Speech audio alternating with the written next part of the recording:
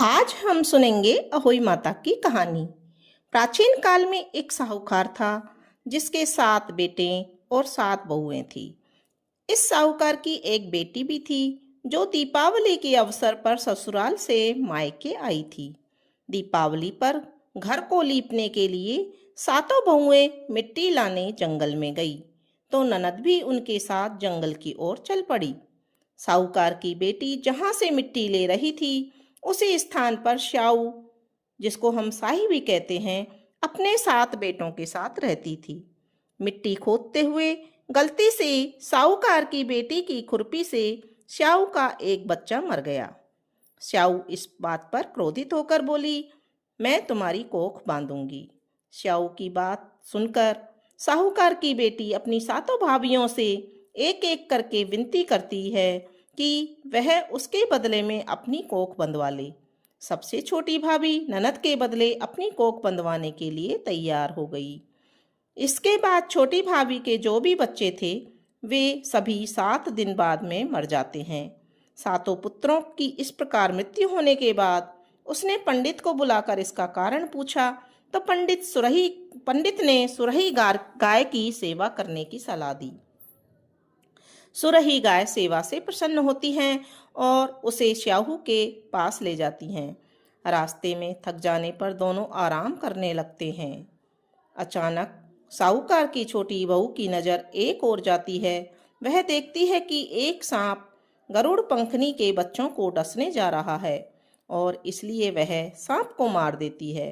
इतने में गरुड़ पंखनी वहां आ जाती है और खून बिखरा हुआ देखकर उसे लगता है कि छोटी बहू ने उसके बच्चे को मार दिया है। इस पर वह छोटी बच्चे बहू को चोंच मारना शुरू कर देती है।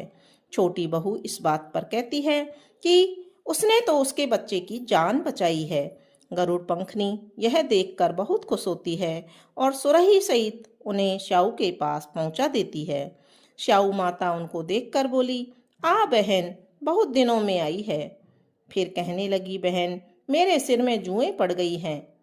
तब सुरही के कहने पर साहूकार की बहू ने उसकी सारी जुएं निकाल दी।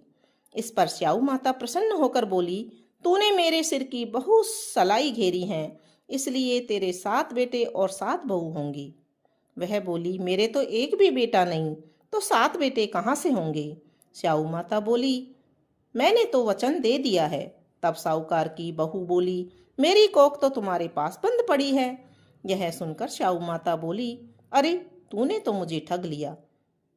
पर जा, तेरे घर पर तुझे 7 बहुएं जरूर मिलेंगी और बेटे भी मिलेंगे। तू जाकर उजमन करियो, 7 अहोई बनाकर 7 कढ़ाई करियो। वह लौटकर घर आई तो वहां देखा कि सातों के सातों बेटे और 7 बहू बैठी हैं। वह खुश हो गई। उसने 7 अहोई बनाई, 7 उजमन किए और 7 कढ़ाई भी करी। शाम के समय जेठानियां आपस में कहने लगी कि जल्दी जल्दी पूजा कर लो, कहीं छोटी बच्चों की याद करके रोने नहीं लगे। थोड़ी देर में उन्होंने अपने बच्चों से कहा, अपनी चाची के घर जाकर देख कर आओ कि आज वह अभी तक रोने क्यों नहीं लगी है। बच्चों ने आकर कहा, चाची तो कुछ मान रही है, खूब उजमन हो रहा है। यह सुनते ही जेठानियां दौड़ी दौड़ी वहां आई और कहने लगी, तूने कोख कैसे खुलवाई? वह बोली, तुमने तो कोख बंधवाई नहीं थी, सो मैंने बंधवा ली। अब श्याऊ माता ने कृपा करके मेरी कोख खोल दी है। हे श्याऊ माता, जिस प्रकार उस साहूकार की बहू की कोख खोली, उसी प्रकार सबकी कोख खोलना, हमारी भी खोलना। बोलो अहोई माता की जय। अहोई माता की कहानी सुनते समय एक कटोरी में गेहूं के दाने या फिर हल्दी चावल लें और 8 गेहूं के दाने हाथ में लेकर कहानी सुने। अहोई माता की कहानी के बाद में गणेश जी की कहानी जरूर सुनी जाती है, तो अब हम सुनेंगे गणेश जी की कहानी। एक बुढ़िया थी, उसका एक बेटा और बहू थे। वे बहुत गरीब थे। बुढ़िया माई हर रोज गणेश जी की पूजा किया करती थी।